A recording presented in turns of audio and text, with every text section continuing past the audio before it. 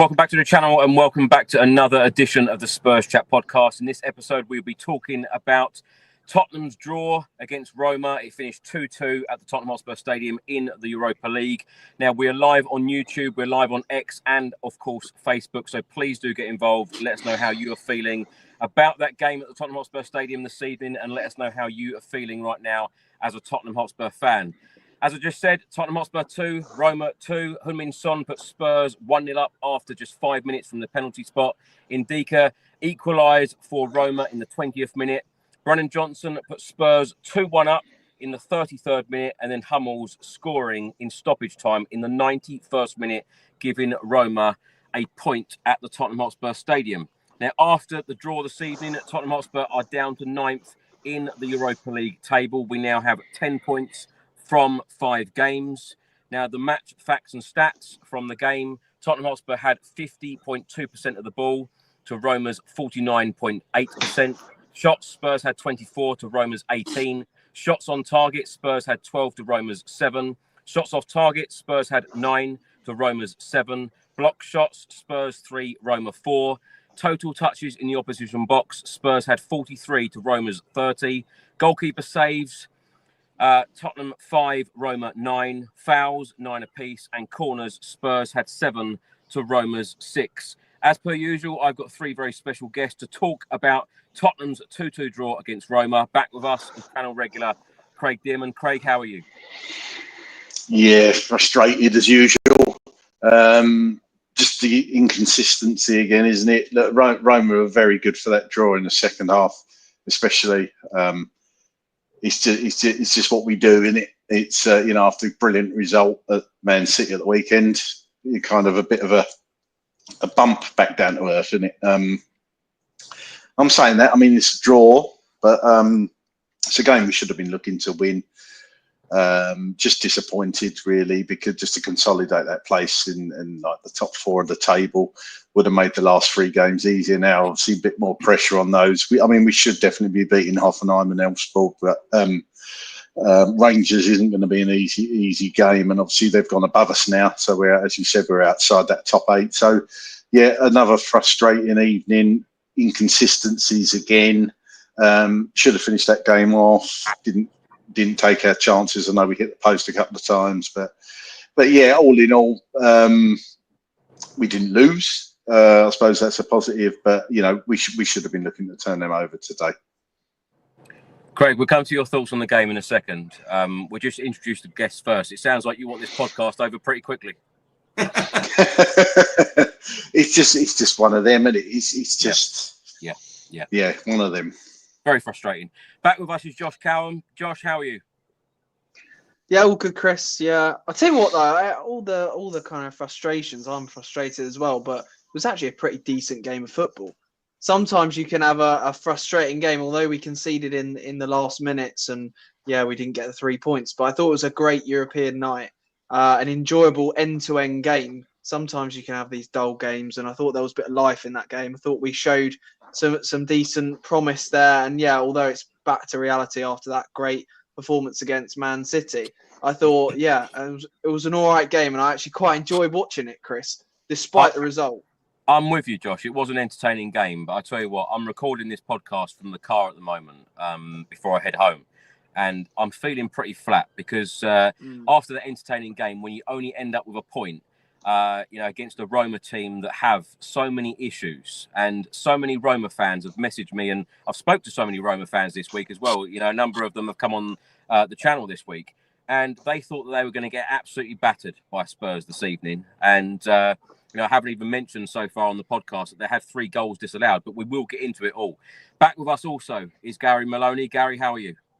Yeah, not too bad, Chris. I don't feel too bad with that game, if I'm honest with you. I think if we'd been hammered and turned over by City, we would have then battered Roma tonight. It would have been exactly that. But because we had such a good win against City and played so well, it was always going to be like that. I think for me, I think a draw was a fair result. I just don't like those last-minute ones. If we had conceded, in the 75th, 80th minute, then I would have probably felt a little bit more upbeat about it because I didn't really expect us to win it. I knew there'd be changes in the team, and I knew we never follow up a really impressive win with another one.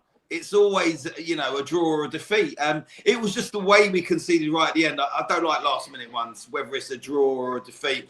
It just stings a little bit. But overall, I think we've got to be positive with a draw because we could have lost it. I mean, like you said, 3 goals disallowed. I know we had our chances, but that second half, we were very, very poor in comparison to the first. But all in all, I didn't expect us to win it, and we didn't. The same way I expected us to hammer City, and we did. So it is Tottenham, and we'll never be any different. Gary, one thing you have expected, though, and I hope you don't mind me saying this publicly on the podcast, you have said to me a number of times about booking flights to the final because you believe that Spurs will go all the way. However, when you look at the last 2 Europa League games, Galatasaray 3-2 defeat away, 2-2 draw against Roma, there are no easy games in Europe. There isn't, and there's no easy games in the Premier League, but I could counter that argument back and say, well, look at us in the league. You know, we lose to Ipswich, but then we hammer Man United and we hammer City. So we're definitely in there with a chance, and we are a cup team. We're not a Premier League team. So let's be honest, if we've got any chance of winning anything, it's going to be a cup, isn't it? So we're not winning the Premier League. That's out of the question.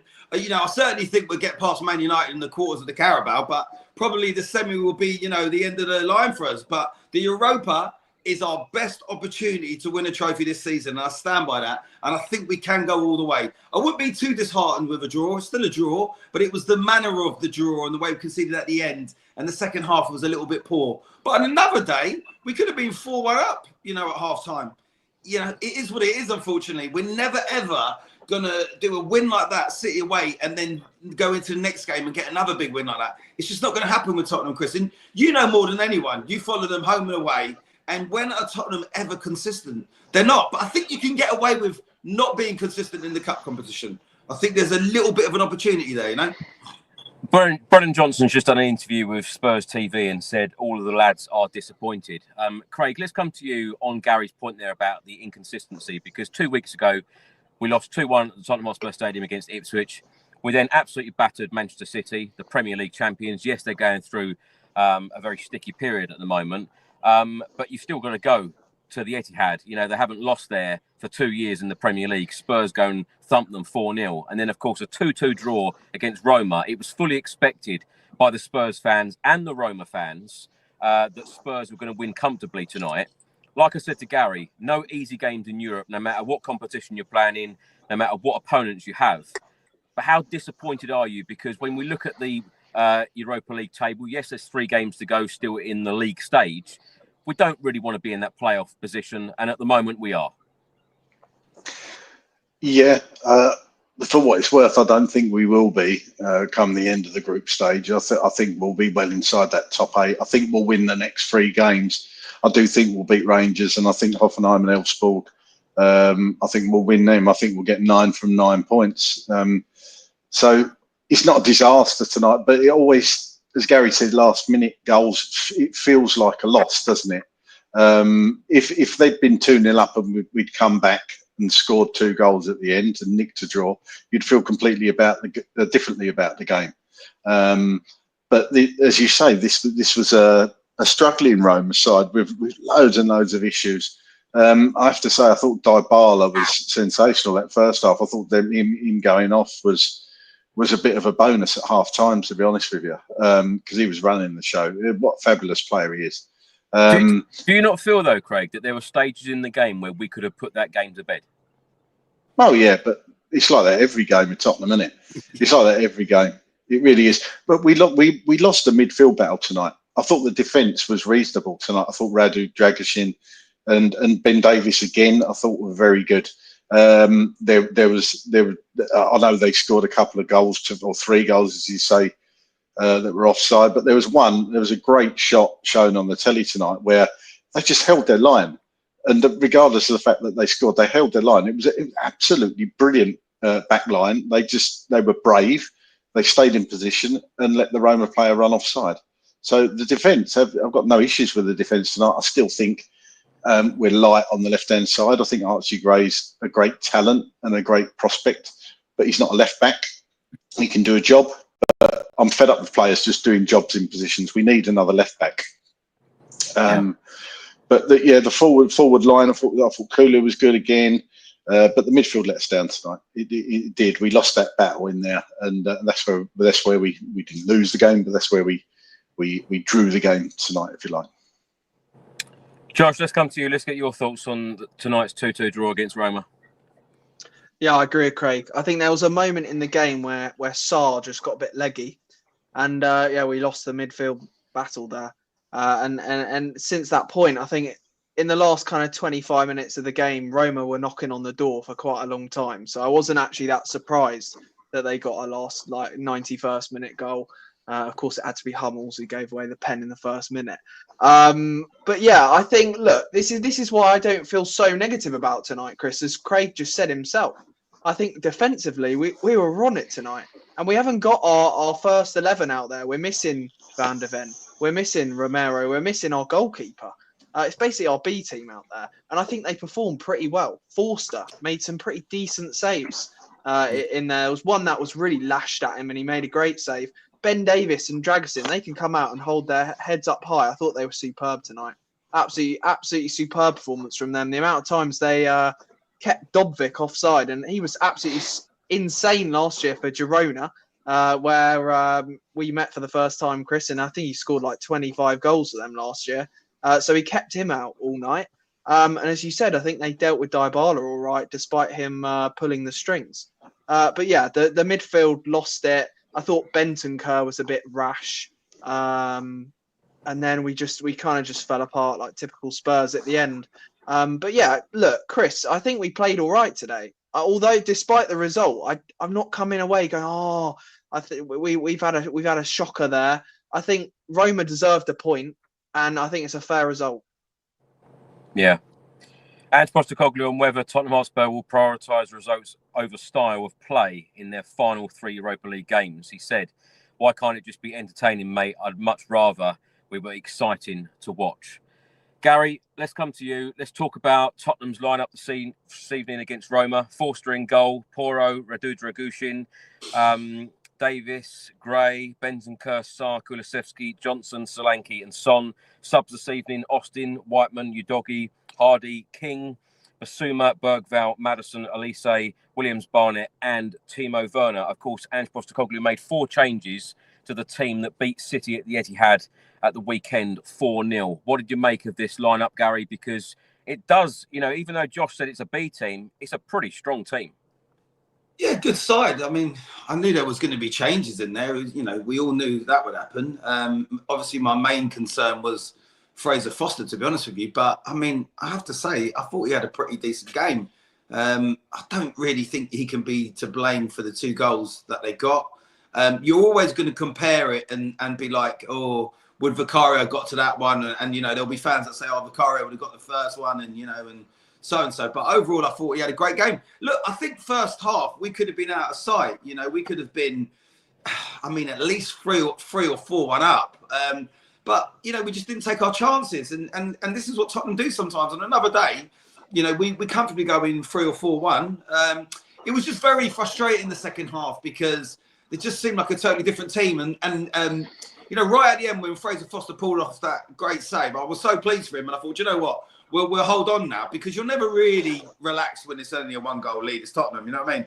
And the longer it went on, but when he got that save, I thought that's it. We're going to get the win here. And it was just unfortunate. Straight after that great save, we conceded. But I can't have any complaints with that team because, like Josh touched on, I thought they played pretty good. I think it's just the fact that we've conceded right at the end. It's really, it's so frustrating. The longer it goes on, and you're talking a matter of a few minutes, Fraser pulls off that amazing save, you think, it's our night tonight. And yes, you are always nervous and worried as a Tottenham fan. Of course you are. We missed chance after chance. We were very unlucky. I know they had 3 goals given offside, but even that last one, I think it was Basuma played him on. If Basuma holds that line with other players, that one's given offside as well. And then we win the game. So it's a little bit unlucky, but I think probably a draw is a fair result. There's not much else you can say, just the fact that we kind of lost it in the second half, unfortunately, It is what it is. Gary, what did you make of Fraser Forster's appearance this evening? Because, of course, a lot of people have been worried about him playing in goal because, of course, the injured Vicario, it looks like he's going to be out for the next couple of months. And we've got games coming thick and fast. I think this is the first game, 10 games in the next 30 days, which, games are coming thick and fast, it's fair to say, in all competitions. But what do you think of Fraser's performance? Right. He was better than what I thought he would be. I think his playing out, needs to be desired. He needs to get better at that. But I think his overall shot stopping and commanding the box, I thought he was pretty good. That game didn't end, and I wasn't really, pointing the finger at Fraser Foster. I thought he had a good game. The pressure would have been on him. He would have been nervous, obviously. He's got a lot on his shoulders trying to come in for Vicario. As we know, the second keeper's never going to be as good as the first. Overall, I thought he played really well. I just think this playing out from the back doesn't really suit him. And the more kind of calm and relaxed he seemed to be, the more mistakes were happening. But some of the defence could be to blame for that as well. But the way I saw it, he didn't seem very comfortable doing that, Vicario. But as shot stopping and commanding the box, I thought he was really good. I've got really no complaints with him. I don't know about the other guys, but I was happy enough with Fraser Foster tonight. It was all right. So, Craig, were you happy with the starting 11 today? Yeah, it should have been enough to get past Roma, to be honest with you. Obviously, managing new doggies minutes. No surprise to see Bentancur come in. Didn't think he had his best game in there. Didn't think he controlled the game as well as he should have done or could do.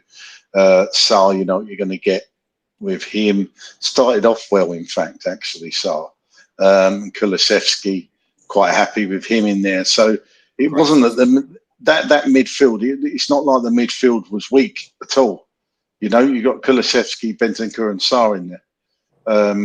So obviously, Son, Solanke, and Johnson up front. So I'm not really.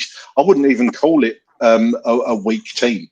That is a team that you could put out in the Premier League, and you wouldn't be shocked. Other than perhaps the left back position.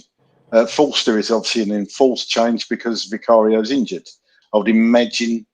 Well, no, Forster has been playing in these games, hasn't he? So it's no real shock. So, and as Gary said, Forster did brilliantly tonight. I thought he did very well. Made some brilliant saves. One down to his left-hand side, which I'm sure we'll mention. I thought that was it. And people say he's not agile anymore and can't get down low. He did to that one, So yeah. It wasn't a poor lineup, was it? It's just they wasn't on it tonight and didn't take their chances. It's the same old story. We just need to be more clinical in those moments, or else it happens, doesn't it? We've seen it happen again tonight. Yeah. Josh, stay on the subject of the lineup.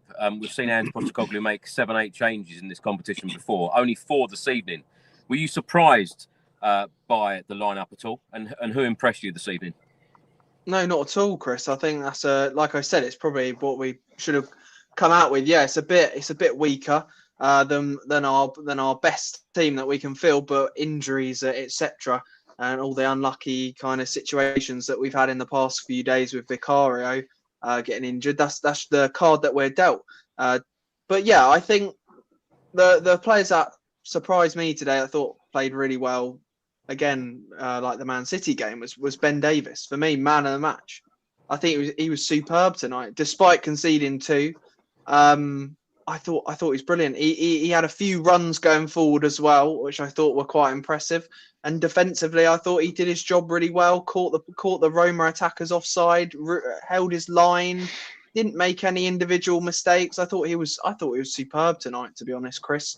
And aside from that, I thought others that had moments. Brennan Johnson, I thought, had a few moments, a few touches that really excited me actually. In the first half, I think he took a great touch and he ran past the player, and I thought, that's shades of Bale there. Not to overhype, but I thought he was quite exciting tonight. But yeah, those were the 2 players that stood out for me. What about you though, Chris? What do you think? Who do you think played well tonight? I like Kulusevski this evening. Yeah. I think he's been on fire all season, and I think there was a number of touches from him. Yeah, absolutely. Josh, let me come on the subject, or stay on the subject of Ben Davies, because he was very impressive this evening. He was very impressive at the weekend against City. Are you surprised that the club want to keep him at Spurs again for another year by triggering an extension in the contract? I think if he keeps performing like that, Chris, when he's called upon, I'll have no surprises there. To be fair, I think he's an experienced player now, Ben Davis, and when he's asked to come in due to injuries, if he can perform like that and put in a solid shift, then there's absolutely no reason why we should not extend his contract. On another note, though, one that's a bit worrying, I thought Sonny looked a bit leggy tonight, and obviously talks of contract extensions, etc. with him. Bit worried about Sonny. He's starting to show his age a bit. I think. I'm not sure about what your opinion is, but yeah, that's what I thought and took away from tonight.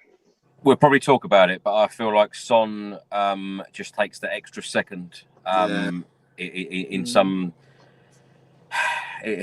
moments. He's just taking the extra second where normally we will see him hit the ball really quickly or play that pass a lot quicker than he is at the moment. Gary, let's come to you. Let's talk about the match instance, and we're going to start with the penalty, the foul on Sarr. Of course, it went to VAR. The referee went over to the screen, then gave the penalty. Do you want to talk us through the challenge?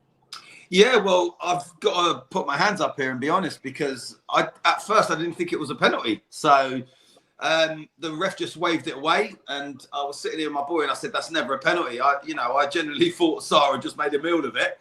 And the longer it went on, I said to him, "That's not going to go to VAR." I said, "They're going to have a look at it, and that'll be it." And then the next thing, the ref does the screen. And even when he's walking over, I'm thinking, there's no contact. And I think Glenn Hoddle was saying the same on the commentary. And it wasn't until you saw the other angle. Look, obviously he's made contact. If it's enough for him to go down, it's neither here nor there. Once contact's been made, any experienced player is going to go down and get the penalty. So there was contact. Yes, it was a penalty. And VAR got it spot on because you got the angle. So the ref was able to go over to the screen and look at it. But in all honesty, when I saw it in normal time, I didn't think it was a penalty. I thought we got away with one, but I guess that's what VAR's for. And when they bring it up on the screen and you've got the benefit of looking at the other angle, then I was like, oh, it is a penalty. So yeah, that's where I was with it. I laughed about it because I generally thought it wasn't. So yeah, it just goes to show.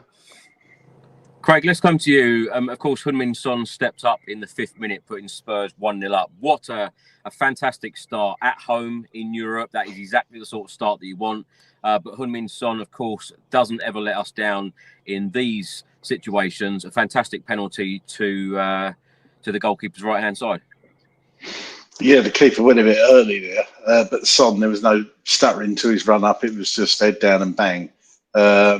Wasn't right in the corner. Didn't need to be because the keeper kind of made Son's mind up there. But yeah, solid from the spot, as you would expect, Sonny.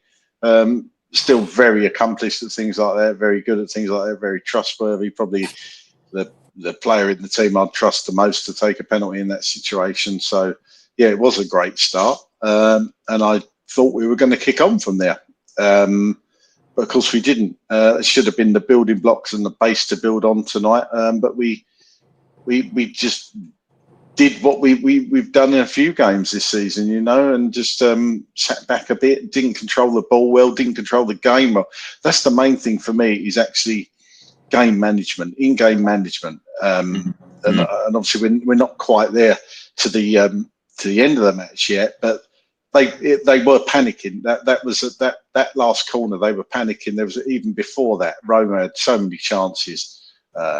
It was very naive at points this evening, but I have to agree with what Josh said. Actually, I did enjoy the game. I really enjoyed the game watching it. I'd imagine it was a great game for a neutral. Not so good if you're a Tottenham fan in the end, but as for being entertained, are we entertained? Yes, I was entertained tonight. It just wasn't quite the result that we all wanted, of course. But the main thing is, Craig, it's all about the result, isn't it? It's all well and good being entertained, but at the end of the day, it's about the result. Absolutely, and it comes down to the game management. It obviously wasn't going our way in front of goal tonight. Obviously, Solanke had a chance in that second half that about three swipes at it, and on another day, it would have been a different scoreline, but. Roma had a fair few chances, as Gazy just said in the chat there. Roma did, they let us off the hook to a degree. I think they would have been surprised at how much they could get at us, actually, because all the 3 Roma fans you had on the channel in the week, they seem to be painting a pretty bleak picture of being a Roma fan at the moment. And of course, they would have been very surprised how that game went tonight. They probably would have been expecting to lose that, or Spurs to win quite comfortably tonight. So, that's one that got away for Ange tonight and the team, and they're going to be disappointed that we didn't get 3 points on the ball, because, as I say, I think 12 points gets you through definitely, and one more win after that, you'd be in that top 8, and then you haven't got to go into that playoff, of course. I certainly don't want to be too negative on this podcast after we've just drawn 2-2 against Roma, but it is fair to say Roma are not in good form right now, and Spurs should have won this game this evening. Josh, let's come to you. Let's talk about Roma's equaliser in the 20th minute. Came from a set piece. Evening Dika, of course, headed in. It hit the bar and went in. What did you make of this goal? What did you make of our defending? Could Fraser Forster could have done any better for this? Yeah, I thought it was a great header, to be fair, off the back of the head and off the crossbar. It's just one of those, Chris. Although I thought we defended really well, I think he's quite a tall lad, and he's done really well there in Dicker. You could possibly say, Forster should have covered his kind of top bins, but I think that's a superb goal, and really we should be looking at giving away that set piece. That's done us in there, Chris. But yeah, I think fair enough, Roma. That was a great set piece, and we are quite vulnerable to set pieces when Vicario's in goal. However, Forster couldn't even save us there. I think that's just a credit to Roma, to be fair.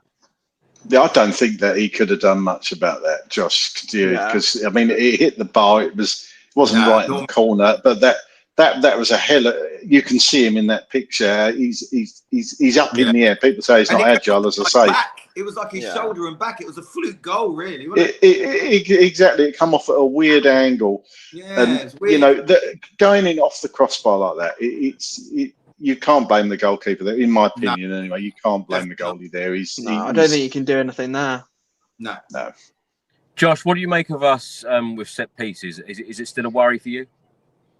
I don't know. I think Vicario is a bit dodgy with set pieces. But then with Fraser Forster coming in for the next foreseeable kind of I'm not sure how long Vicario is actually out for kind of, is it 6 to 12 weeks with his? Yeah, about 3 months, or they reckon. Yeah, so we're going to have to rely on Forster. And I think he gives a bit more of a solid presence. I think, as Gary said, he commands his box a little bit better than Vicario, just probably due to his size. And I thought he definitely showed that tonight, Chris. And I don't think this is an example where perhaps my point was wrong, saying, this is one of those kind of set pieces that we've struggled on again, because that was just a great header. Hopefully we can sort out this weakness on our set pieces, because we definitely struggled in the past couple of months. And although Forster's not the perfect keeper, he's experienced but aged, and definitely a bit slower than his counterpart, who we've just lost to injury. But nonetheless, he's a nice bloke, and he is Spurs through and through. I've met him on holiday, actually. He's a nice guy, and hopefully he can perform for us and keep fit. Gary, let's come to you. What did you make of Roma's goal that was given offside? It went to VAR. Superb finish in the bottom corner. Fraser Forster, absolutely no chance. What did you make of that goal? Yeah, it's a great goal. The way he flicked it up, just the weighted pass flicked up off his foot. He span it up. He took it first time. It was brilliant. And I was so annoyed because I thought it's one of them goals they're going to keep showing again and again. So we was very fortunate it was offside. So thank God for that, because it was a great finish and a lovely assist. So, and again, I don't think any of the goals, even the ones disallowed, I don't think you could point Forster at any of them, if I'm honest with you. But that was a great goal. But thankfully for us, it was, and look, every goal that was given offside, we held our line really good. I know we were, really high up, but up until that last goal they got, I think Basuma was playing him one side, and Basuma had held the line with the others. That one had been given offside as well. So that would have been, a masterclass holding the line. you know, just unfortunate that they got one in the 91st minute. You know, it is what it is. Gary, what did you make of Roma this evening? Were you expecting more from them? Were you expecting a less from them? Because as Craig said, we've had a lot of Roma fans on here this week, and they've always them to get absolutely thumped this evening. No, definitely. I didn't expect that in the slightest. No, to me, it goes out the window when you say we should be beating teams like this. We shouldn't be beating teams like this. This doesn't come in context with Tottenham Hotspur. We've just gone away to the Etihad and absolutely hammered them. So who in their right mind, as a true Tottenham fan, thinks we're then going to turn over Roma at home? It's not going to happen in a million years, Chris. I mean, it's always the same. When we pull out a massive, amazing result like that, we always follow it up with a really bad defeat. So in some ways, you've got to look at it and say, do you know what? We've gone to the Etihad. We've won 4-0. We've made 4 changes. We've lost our goalkeeper. We've got Van der Ven and Romero out. And we've got a draw at home to Roma. I'm actually quite positive about it because, if anything, I thought we'd probably lose it. You know, I don't think you can ever look at Tottenham Hotspur and say, right, we've beaten Villa 4-1, so we're then going to get another big win. Or we've gone up to the Etihad, and because we've beaten them 4-0, we're going to turn over an easy Roma team. That's never going to happen with Tottenham. That is called consistency, and that's something we do not have. So I can't believe that there's Tottenham fans out there that was expecting us to turn Roma over 3 or 4-0. Really? Are there Spurs fans that thought that would be an easy win? Because I think if you look deep into your soul as a Tottenham fan, you know, if you've supported them more than a couple of years, you would know this was on the card tonight, surely. Or am I alone with that? Craig, let's come to you. Let's come to you in the 26th minute, and where Josh says that this was an entertaining game, end-to-end stuff at times in this match. In the 26th minute, a double shot at the goalkeeper cleared off the line, and then Roma went up the other end after we lost possession, shot right into the corner. Fraser Forster with a great one-handed save. I've got to admit, Fraser Forster did have a good game this evening. Do you think that someone like Fraser Forster, given his age, etc., that he can stay fit for all of these games that we have got? Because as I said, and I'll keep saying, we've got games coming thick and fast, Thursday, Sunday for the next 5 weeks. Do you think that Fraser Forster is going to play and feature in all of these games? Or do you think that Ange Postecoglou could give a chance to Brandon Austin or even Alfie Whiteman? I think it's fair to say Austin is now second choice at the moment. What I've said on here many times, I've never quite understood why give Austin a 5-year contract and then don't play him. I thought he was really good in pre-season. The performances I saw him put in, especially against Hearts, he made some outstanding saves in that game. Yeah. Look, we're one injury away from Forster with Brandon Austin being in goal. I think you have to prepare for that eventuality by giving him some minutes, perhaps against even Fulham. Dare I say, and Fulham. There's no easy games in the Premier League, but I would perhaps give him a run at. But I don't think he'll do that. I think he'll stick with Forster until Forster perhaps gets injured. Hopefully he won't. But you know, you saw how important a goalkeeper position is with Newcastle last year when Nick Pope done his shoulder. Their second choice keeper, is it Dubravka? I can't remember if it was Dubravka came in or whether there's somebody in between those two. I can't remember. But Newcastle were on their third choice keeper for a lot of games last season, and you saw how it affected their season. So the not having Vicario is going to be a massive loss. I just hope. I mean, if Forster plays like he did tonight in every game, then we'll be absolutely fine. But you know, he's prone. We've all seen he's prone to the odd mistake, as we saw in that Galatasaray game. I think Gary might have pointed it out actually before. You know, he went to catch the ball and it went straight through his hand. So you're going to get that occasionally with Forster. But you know, Vicario's made some errors. You know, earlier in the season as well. So. I always think goalkeepers, to a degree, are treated a bit unfairly because they are the last line of defence, and if they make a mistake, generally it's a goal. If a striker miscontrols it, you've got 10 other players behind him. So it's an important position on the pitch. And goalkeepers, as you know, you well know, Chris, being an ex-goalkeeper, it's all about confidence, a bit like being a striker. If you get that confidence, Forster will have got a lot of confidence tonight from his performance because he did very well. But for me, man of the match for me was Ben Davies again, closely followed by Kulusevski. But Davies again was brilliant, I thought, tonight. Yeah, you've got to be mad to be a goalkeeper, and I think even madder to be a podcast host. Especially after all these inconsistent results. Get used to it, Chris. Yeah, I'm getting used to it. Craig, let's stay with you. In the 29th minute, Sarr with a strong shot at the goalkeeper. And then in the 33rd minute, Spurs went 2-1 up through Brennan Johnson. And I've got to say, what an assist from Dejan Kulusevski. I know we've spoken a lot about Kulusevski on the podcast so far this season. He has been tremendous. But Sarr to Kulusevski, Kulusevski cross to Johnson, and what a finish. Of course, we've spoken a lot about Brennan Johnson as well. So superb finish, superb cross, superb finish. The whole move was excellent, from Son tracking back to win the ball. Sarr's long ball over the top, which obviously we don't do loads of them, but it's essentially a counter-attack. That was a great ball into Kulusevski's path, who is not the quickest, but he manages to somehow get onto these balls. And that pullback to Johnson, that is not an easy finish, let me tell you. It was bobbling a little bit.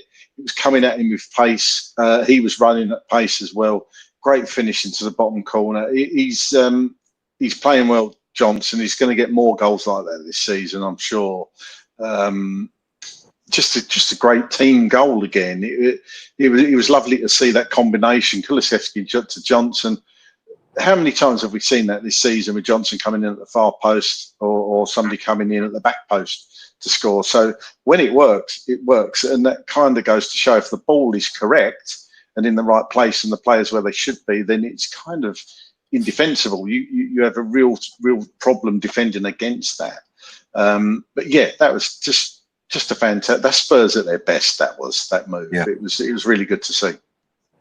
Josh, let's come to you. Let's talk a little bit about Dejan Kulusevski and Brennan Johnson, because them two, huge improvements this season. Yeah, I agree, Chris. Especially Johnson. I think he's improved tremendously, obviously, since that incident. He came back from that and he's just been on fire since. And what a finish, as Craig said. A really good ball in, despite it bobbling up a little bit. I think that was a superb move and bang on the nail on the head there, Craig. I think that is Spurs at our best. Really impressive. Yeah, really impressive goal. I was really happy with that. Sometimes Spurs, they can just give you, there's such swings and roundabouts in games. They'll have moments of absolute kind of finesse like that, and then you have the 91st minute. Look at that.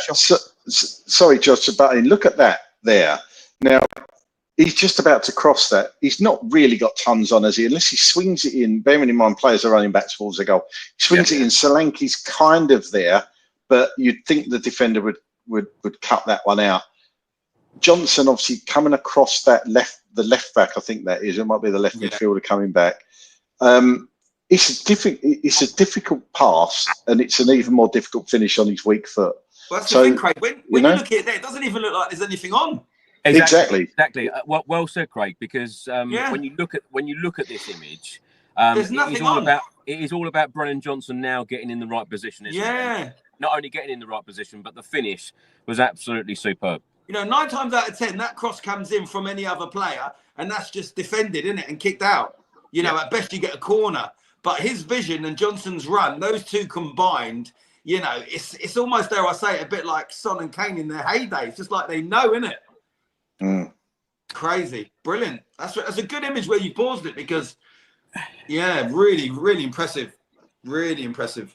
Gary, let's stay with you, because a couple of minutes later, Spurs could have gone 3-1 up. Dejan Kulusevski hitting the post.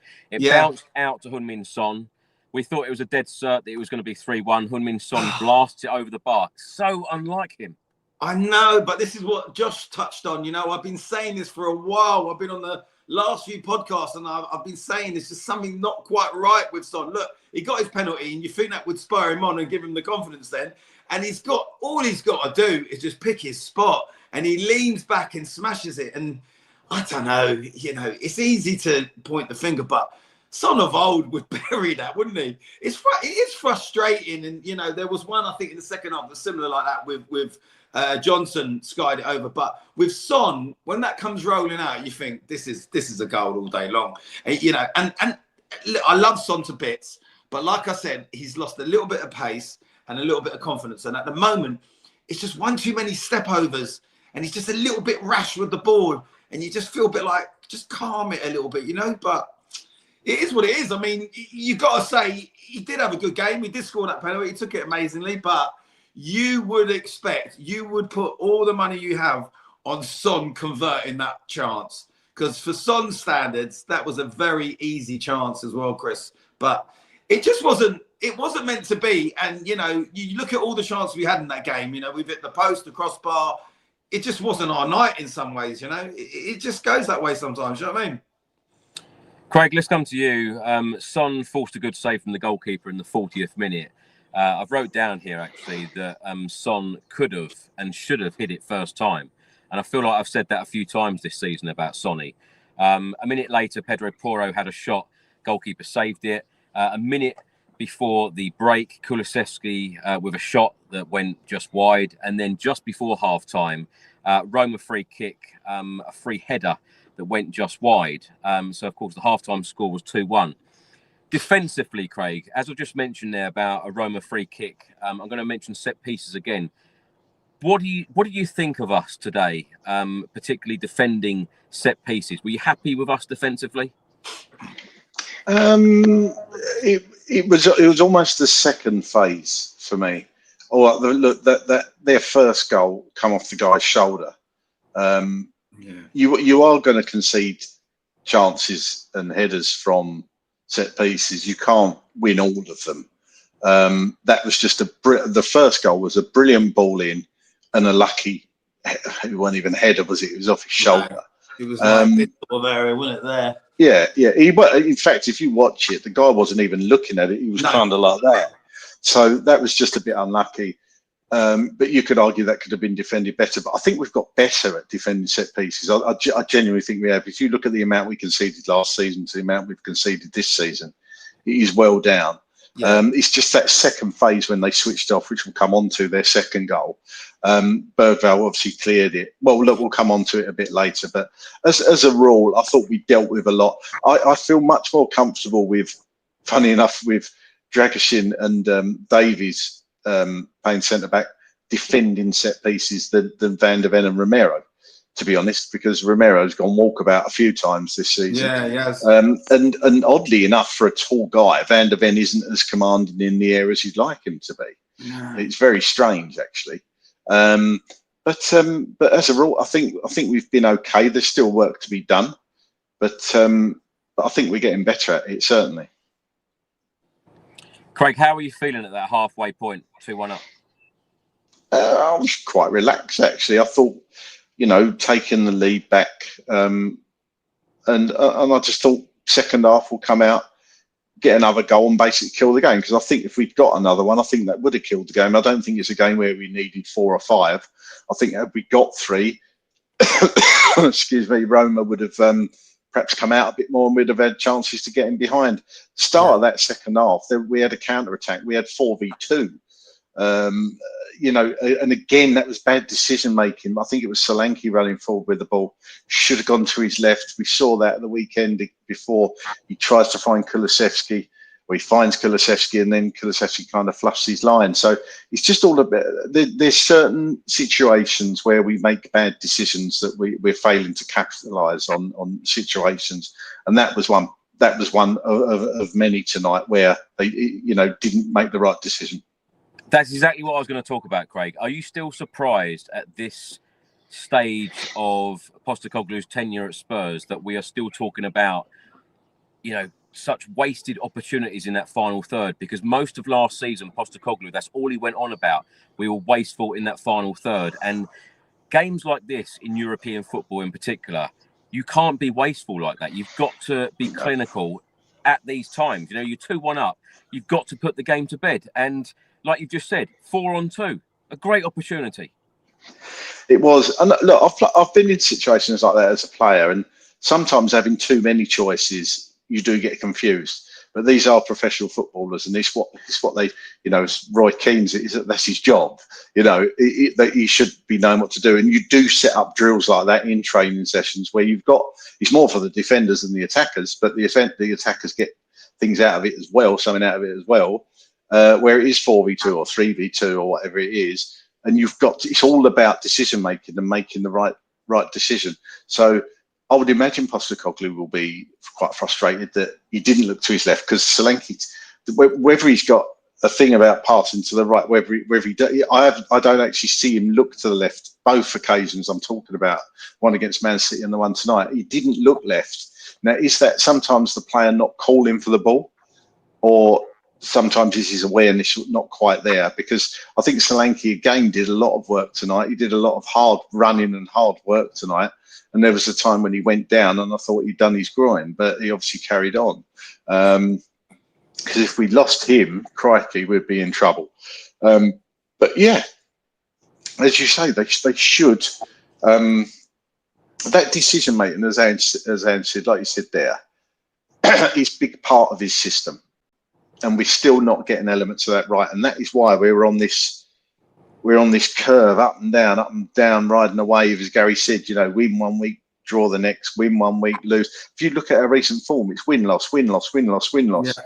And that it can't carry it. But it can't carry it. And that's fine if you were going to win a cup. Yeah. And we the wins are up here on the weeks in the cup. But that is something that is probably going to be concerning him, and something we've certainly got to look at and try and sort out, because the consistency breeds consistency. So yeah, it's definitely something. Craig, do you think in, like you said, at this kind of phase of our project with Ange Postecoglou, do you think in what ways do you think we've improved, and in what ways do you think we actually haven't? So, for example, like you said on that attacking image that you paused, and you said, "Oh, that's giving shades of Kane and Son." I think we haven't really improved in attack. I think we still miss that connection between Kane and Son, and obviously losing Harry was massive. But in other areas of the pitch, I think we actually have improved massively. Like in defence, I think we looked much more solid tonight, and I think with the team that Ange has built, I think we look more solid at the back.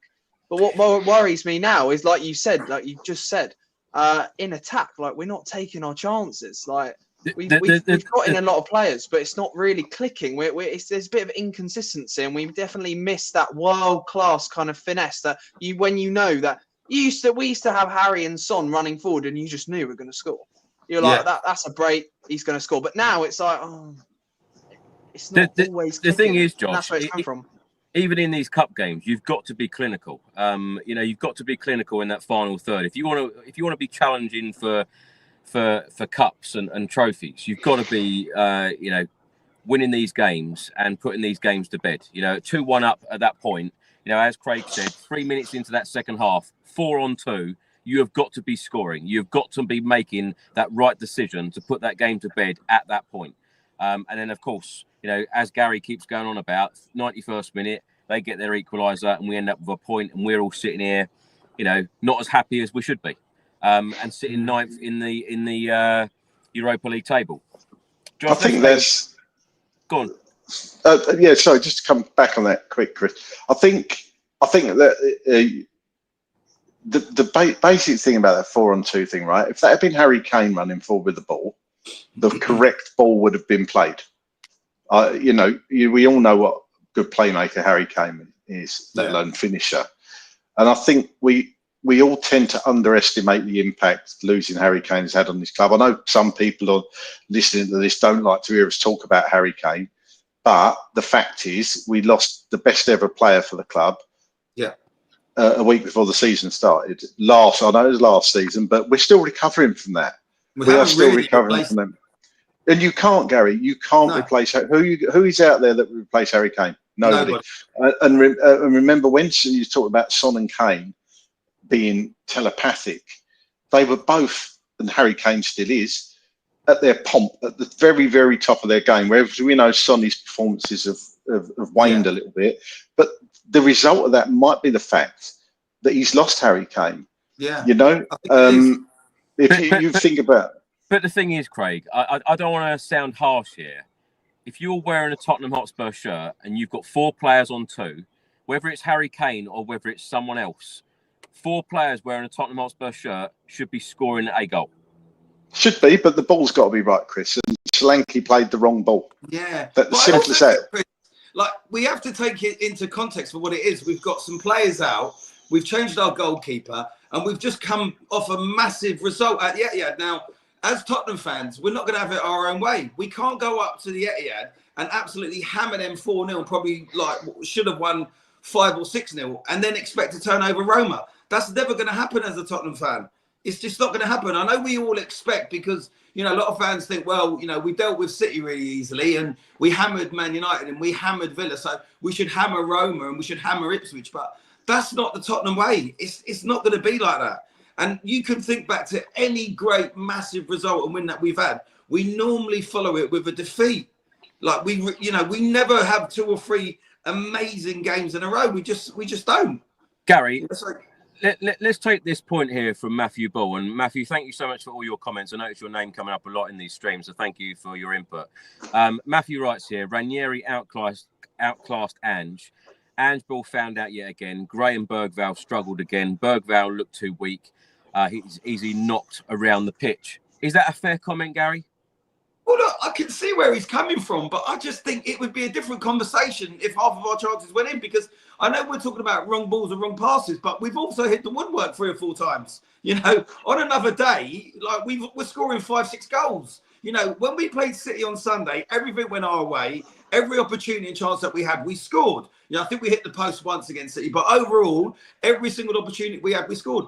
It's not going to be like that. You know, not every game, everything's going to go our way, and we're not always going to get the luck of the green. It's just the way it is. You know, I don't come away from that game too disheartened, because I look back at what we did on Sunday, and yes, it's a few days on. We've changed the team around slightly. We've lost our goalkeeper. I think it was a good game. I think it was a good performance. I just think we was very, very unlucky to concede at the end, and also very unfortunate that we didn't get 4 or 5.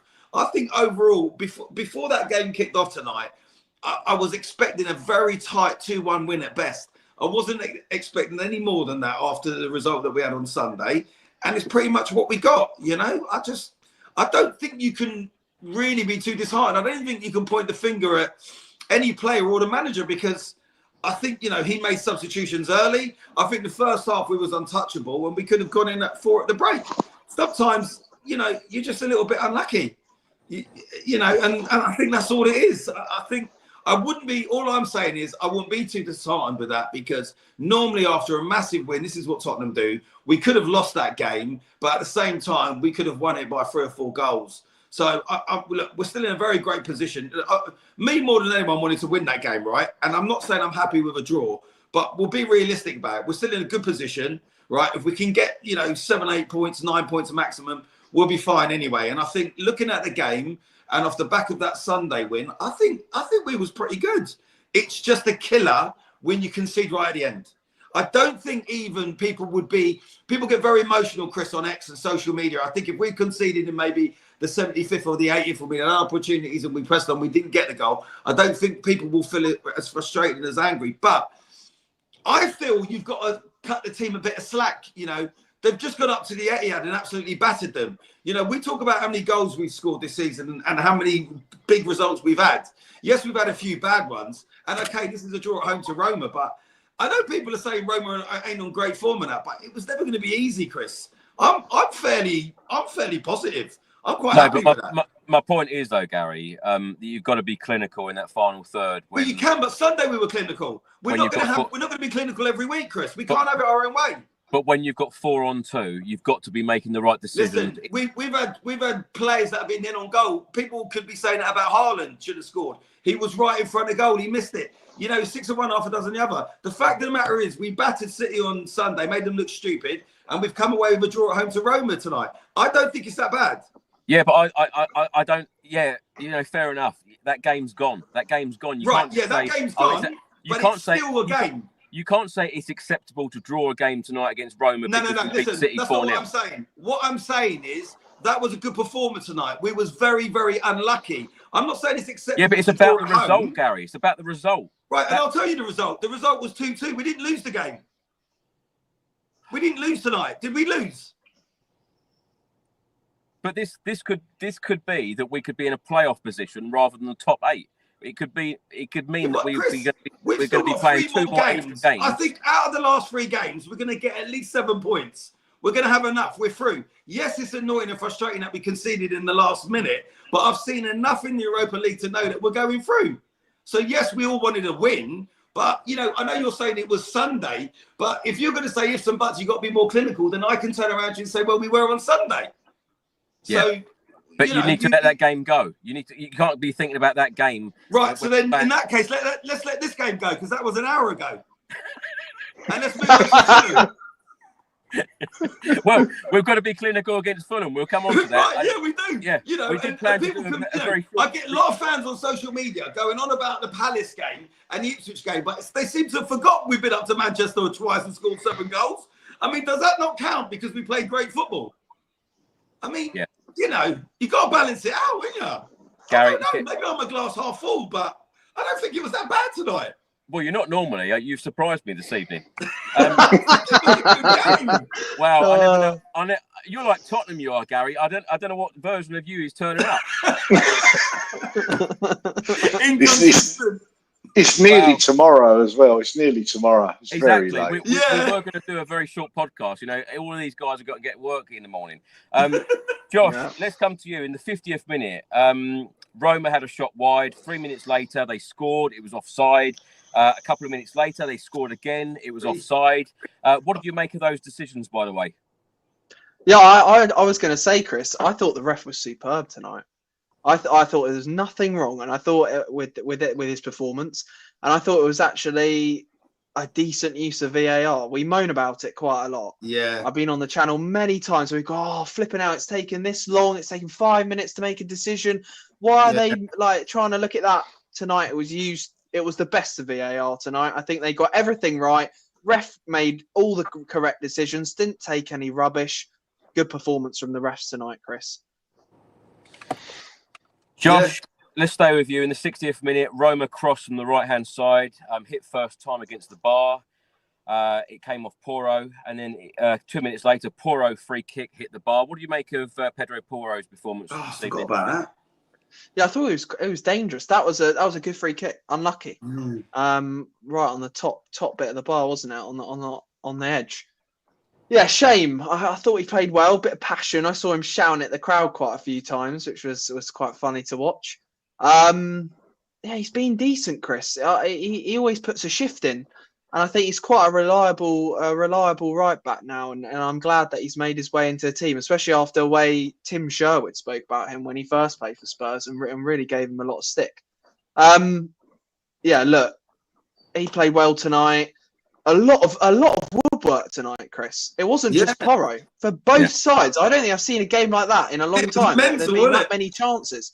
It was like the ball was attracted to the woodwork. It was mental. I don't know what was going on there. The side of his foot as well.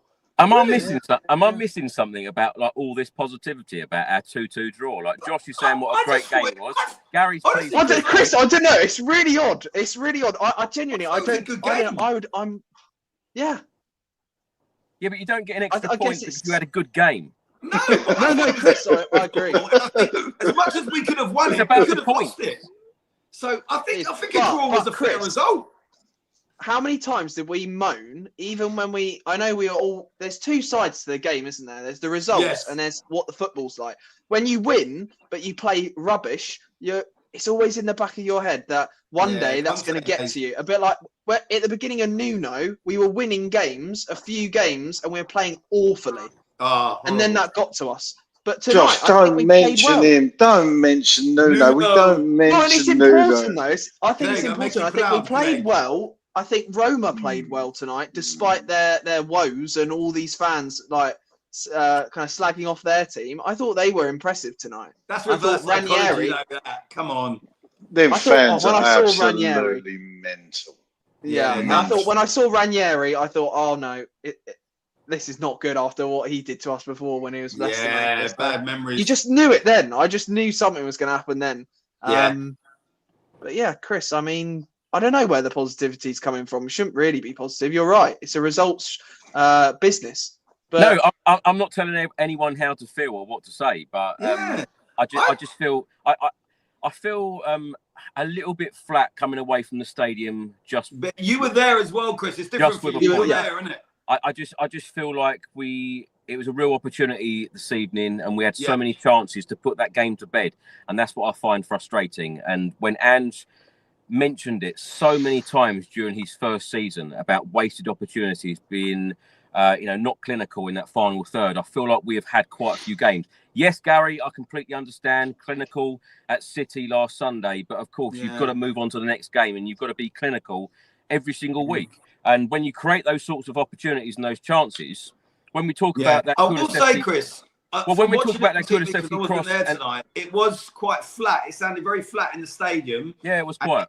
The fans didn't seem up for it, and neither really did the players in that second half. And and maybe that's just something like we spoke about before. With the Ipswich game, it's almost like it was a done deal, and they thought they'd get over the line, and they didn't quite give it. And it does seem that way when it's the big games. They seem to be more up for it. It's just one of those things, isn't it? Yeah, Dan writes here, I get that, Chris, but we were lucky to walk away with a draw tonight. I mean, they had three goals disallowed. Yeah, and hit the woodwork. Gary, we're going to try and clear this up pretty quickly. So, in the 63rd minute, Dominic Solanke, fantastic work from him, crossed, it was cleared off the line. Brennan Johnson running in. I tell you what, Dominic Solanke, he is an absolute workhorse, isn't he? Works his socks off. Yeah, his running off the ball and the work that he does. I don't think he gets quite as much credit now because he hasn't got as many goals as probably he would like and we would like. But I think that will come. And I think when he knocks in a few more goals, and I think people were talking about him more, but his work rate off the ball and stuff, honestly, he's brilliant. Look, Craig touched on it. Maybe the odd occasion he's done the wrong pass and stuff, but you can't fault him for getting him in their positions and being there to do the passes and stuff. I think he was brilliant in that game today. I really thought he had a good game. But I think, unfortunately, it comes down to goals a lot of the time. And until he sort of gets into double figures and scores a few more, people are not going to really rant and rave about him because the average fan, who's watching the game has not seen what he's doing off the ball. Do you see what I mean? We watch it a bit more because we know we're coming on the podcast. We see stuff like that. But the average fan is just looking at the stats and the goals and thinking, well, he ain't scored many. He's not doing nothing. You see what I mean? But he did have a very good game, I thought, tonight. Gary, Roma had a shot just wide after good build-up play in the 67th minute. A minute later, Ange made a double sub. Johnson and Sarr coming off, Maddison and Basuma coming on. What did you make of Maddison and Basuma's 22 minutes on the pitch? They were all right. Maddison didn't have a game like he did against City, but I thought there were substitutions that were going to be made. I had no problems with them whatsoever. I thought something needed to be changed. He done them nice and early. Can't have really any real arguments with it. It was just, I think everyone, Chris, in that second half, even after the substitutions, just didn't really have that about them like what they did in the first. And I don't know what that is. I don't know if it's fitness. I really can't put my finger on it. But the longer the second half went on, you just kind of felt they were going to get an equaliser, Roma, and obviously right at the death did. I am really frustrated because Fraser Foster's save right at the end was such a great save. That really should have been, for the winner. That should have kept it at 2-1 and we'd have been talking completely different about this. You would have been a lot more positive. Everyone would have been. But unfortunately, he done that great save and then they literally scored straight after, which is a shame.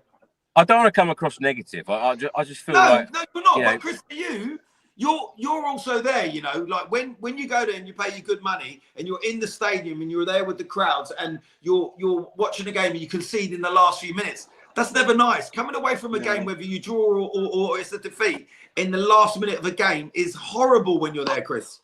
It's horrible. I mean, look at Chris is in the car. He's still got to go home. You still got to go all the way back to It's the whole experience, isn't it? And that takes away from first game of the season, Leicester, how good we was the first half.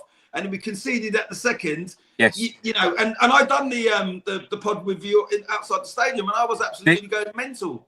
That's the Gary I thought would turn up this evening. Well, I think the Gary hasn't been like that because the Gary wasn't there. Gary was having a nice Sunday dinner, chilled out on the sofa and relaxed. Sunday?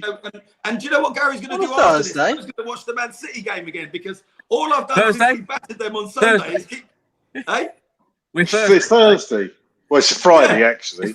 It's Friday now. We're recording past midnight. It's now Friday. You know when these sort of games come along and you do those last-minute goals that you give out, I just go back to the last game and think, do you know what? I'll cheer myself up, and then Sunday we'll nick a win against Fulham.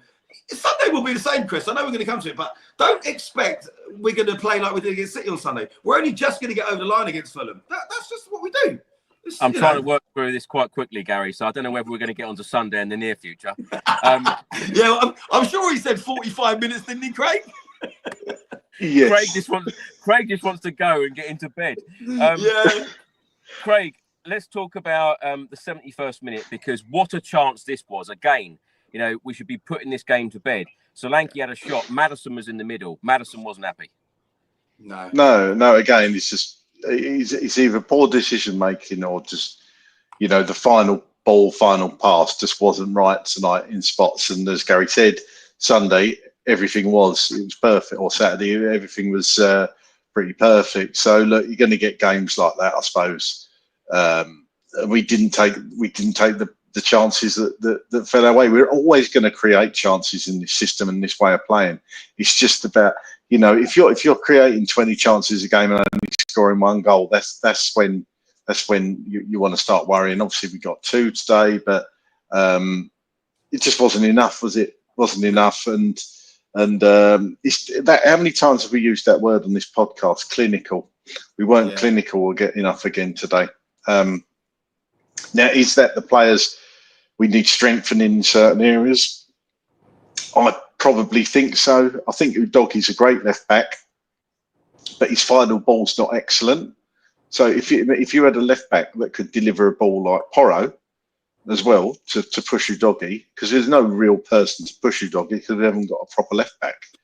I just think that would, if you had like a Danny Rose in his pomp, or even the Gareth Bale. Obviously Gareth Bale started left back, remember?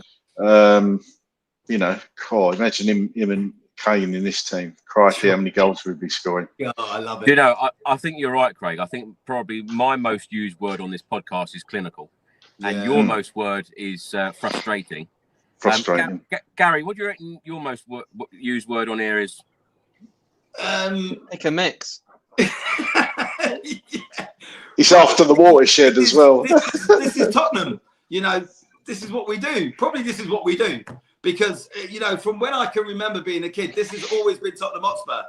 We pull off a really massive result and get a great win and play some unbelievable football. And then we follow it up with a really frustrating draw or defeat. That is always been the way of Spurs, Yeah, well, that needs to change. This is why Andrew's here. He's trying to change that mentality, Gary. Even he's trying to change fans like your mentality. He's trying to change it. Thinking about a 4-0 win at the weekend rather than thinking about today. I still think we'll win the Europa, and we're in a very good position still. So it's not doom and gloom. We are still in a very strong position. You still feel like that after the Galatasaray game and this evening? Yeah, that Galatasaray game, we made 8 changes, right? So it was always going to be like that. If you're going to compare it to Galatasaray game, we'll you'll be like, oh. But then if you look at the Man United game or the City game, you'd be like, so it's 6 of one, half a dozen the other. I think we could go all the way in this competition in the Europa. Do you know what I think? Go on. Sorry. Do you know what I think about, apart from the fact that I'm absolutely shattered? Do you know what I think? I don't think we've played particularly well in any European games this season. I think it's fair to say I don't think we've been brilliant to watch. Clinical, exactly. Clinical. I don't think we have. I don't think we have. Been frustrating. We've been frustrating. We haven't been clinical enough. We haven't had enough pick and mix. Yeah, it's. I just think European football's completely different to the Premier League. You never get a dull moment with Tottenham. Yeah. No, but wouldn't you like a nice easy life? We want the result, Gary. If I wanted an easy life, I wouldn't talk to you lot. It's not all about the entertainment, though, Gary. It's about the result. It's about the 3 points. No, a bit of entertainment as well. I told you, I remember being under Conte and we beat West Ham 2-0 and I fell asleep in the stadium. I remember leaving the stadium, walking back to the car, thinking, God, that was a crap game. And my boy was like, but we won 2-0. It's part of it, isn't it? Yeah, but it was boring, man. I fell asleep. I'm not going to go for a while, and I didn't because I thought I don't want to pay 100 and something quid to watch rubbish football like that.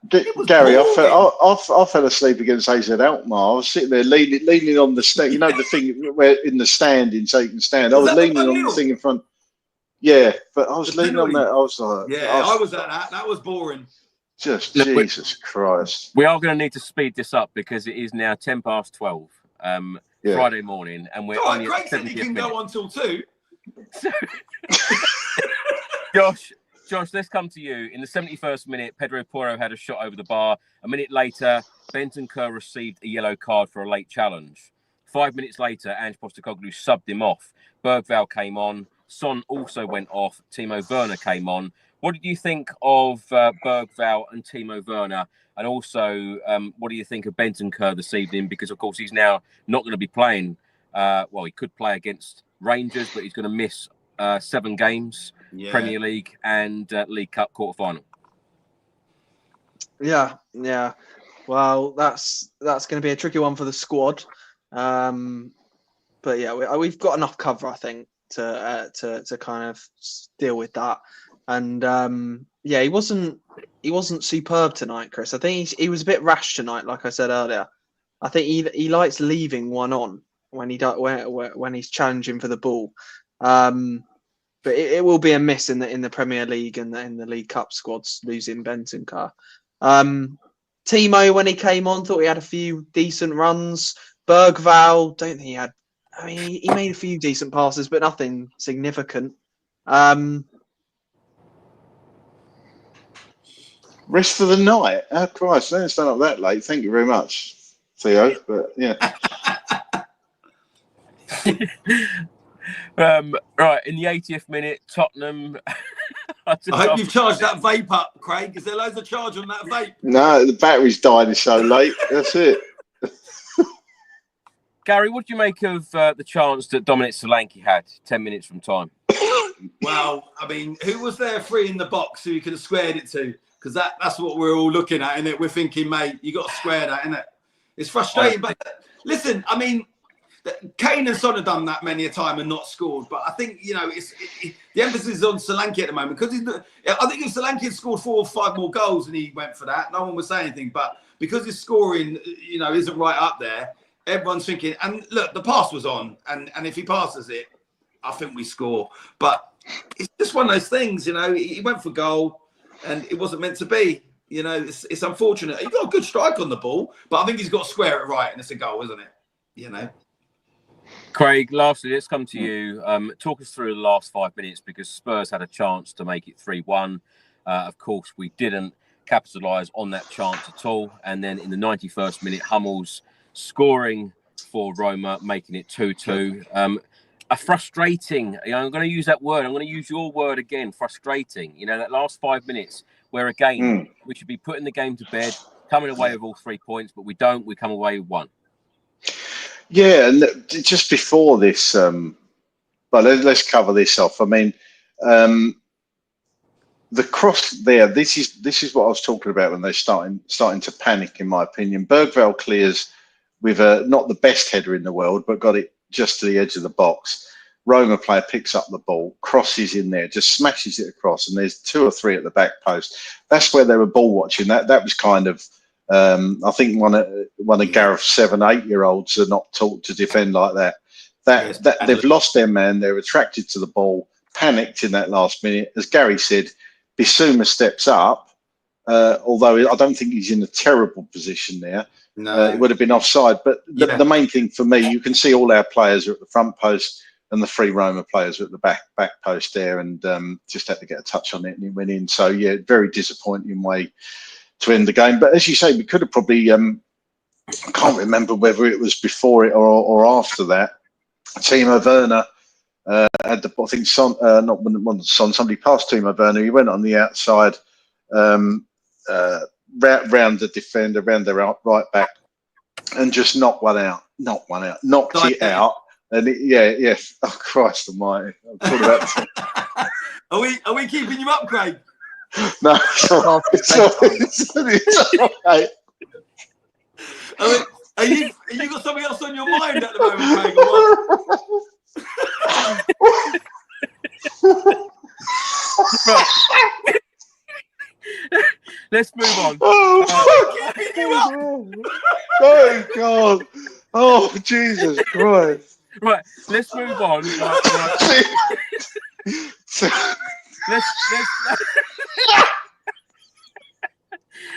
Here is a preview from Jack from That's So Craven, as of course we are playing Fulham on Sunday. Hey everyone, Jack here from That's So Craven. We're a Fulham podcast, and look, life right now as a Fulham fan is pretty great. 5 wins, 3 draws, 4 defeats, sitting 9th in the table, coming off the back of a pretty disappointing game against Wolves, but really there's not a huge amount to complain about. Some great signings with Smith Rowe coming in, Anderson being really good at the back, but look, like I said, off the back of that Wolves game, it's touch and go this weekend, so we'll see how we bounce back. In terms of Spurs this season, I mean, it's the Spurs way. You know, we're Aussies, we understand what Ange Postecoglou is all about, and it's that attacking football that's exciting. It's good to watch, but it does leave you open. And I think back to when Fulham beat Spurs 3-0 last season, and you know, we looked like we dominated that game, but then when you look at the way Spurs played against Man City, I just don't think we know how the game's going to pan out until probably the first 15-20 minutes, so even further into the game, because you just don't know which Spurs is going to rock up on the day. And we say it about Fulham as well, you just don't know which team you're going to get on the day. So you know, you lost to Ipswich a few weeks ago, then flogged Man City 4-0. I love Ange as a coach. I think it's great that Spurs took a chance on him, and I'm a big fan of his, and you know, always keep an eye out for how Spurs are doing because of that. But look, I think there's always an opportunity for us to take on Spurs and get a result, especially when I look at Marco and the way he is able to break down opposition sides and outthink opposition managers. I think the high line that Spurs play gives us an opportunity. So. Thank you, Jack. Jack actually sounds like you, Gary. Don't know what Spurs is going to rock up. Yeah, that's it. Gary, how are you feeling ahead of this Fulham game on Sunday in the Premier League at the Tottenham Hotspur Stadium? Because of course they've just lost 4-1 at home to Wolves, a struggling Wolves side, and but the Fulham fans seem to be very happy with what they've seen so far this season. Yeah, look, you know, this has been a difficult fixture for Spurs. You know, we don't always get a result. Don't start me off. We don't always get a result against Fulham, but I think we'll have enough. I do think we'll probably go behind. I think we will concede, and then I think we'll come back and we'll probably just about nick it 2-1. But it will be a difficult game. It's not going to be easy. I know they just got hammered by Wolves, but that's certainly not going to happen on Sunday with us. Definitely not. You know, I think we'll just about get over the line with it. Craig, you're right there, Craig. Craig, do you think that Spurs can knock Fulham off the park on Sunday? I'm just thinking about that chap's microphone earlier in the week. That was hilarious. That one. I think Fulham is sort of match that we should be looking to comfortably win. We know Fulham have given us trouble in the past. But that's generally been at Craven Cottage. So look, if you're looking for a score prediction, I'm going to say, don't stop me off. I'm going to say 3-1 Tottenham. I think we will concede because we generally do. Always a good bet for both teams to score, Tottenham. Yeah. But yeah, I think this is one we should be looking to win 3-1. I looked at the betting coupon actually before we come on air, and a 2-2 draw with Heung-min Son scoring first this evening was 75-1. Really good odds. Yeah. Wow. Josh, the Fulham game on Sunday, how are you feeling ahead of it? Yeah, I agree with Craig. I think it's going to be 3-1 as well, to be honest. I think we'll turn up, play as well as we did tonight. I know Fulham are actually quite a decent side despite that Wolves result, and I'm jealous. One of my mates from work is flying over from the Channel Islands, so I really want to come over and watch another game and get back to watching Spurs in person like you do, Chris. But yeah, I think we will we'll come away with a win, and hopefully we'll get back to winning ways, and Gary can be happy again and say, "Oh, what about the Fulham game?" Yeah, exactly. Yeah.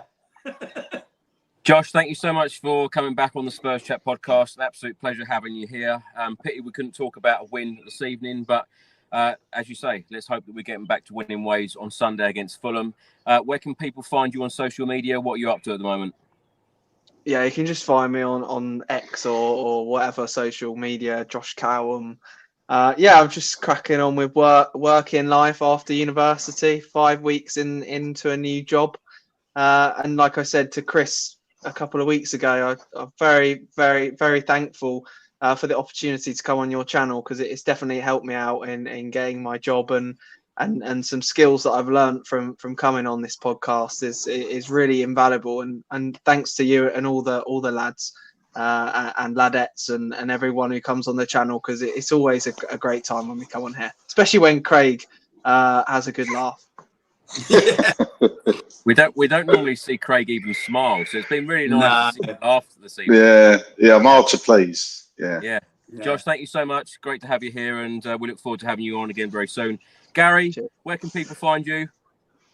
Well, you know me, I'm always on Instagram, so you can give me a follow on Gary Maloney Phone. I would like to say it's been a very tough, hard podcast tonight, but thankfully we got through it, we knocked it out, and we finished it off. So, I've just noticed, have you got your Christmas tree up in November? Yeah, of course I have. I've had it up ages. Where are we? Hang on. Yeah. Of course, it's all ready. We're all ready to roll. I'm celebrating the Europa Cup. That's what I'm doing. Yeah, mine's up. Mine's up. No, listen, look. It weren't the result we wanted, but we got a point, and we move on to Sunday. And listen, we'll probably win 4 or 5-0 on Sunday, and then it'll be good times again. So yeah, happy days. But certainly the last 10 minutes. Gary, thank you so much. We look forward to seeing you again very soon. And Craig, I love it when you're smiling, particularly when you're laughing. Where can people find you, Craig? At Dearman9 on X. If you want to give me a follow, that'd be great. This has been a very funny end. I'll go to bed a happy person. But I'll just be thinking of Timo Werner at the back post knocking one out. That's all I'll be thinking about now. Sorry about that, everyone. It's been a long night. I'm sorry that Craig has been so unprofessional this evening, but I do hope that you have enjoyed this podcast this evening. Not as much as Craig has, though. Yeah. I would have liked to win, but Gary settled with a draw. But hopefully we can get back to winning ways on Sunday. We'll beat Fulham. We'll definitely beat Fulham. Craig, thank you. Josh, thank you. Gary, thank you. Thank you for watching, everyone. Thank you for all of your continued support. And thank you to everyone listening on audio platforms as well. Your support is amazing. And we will see you on Sunday for another edition of the Spurs Chat podcast. Come on, you Spurs.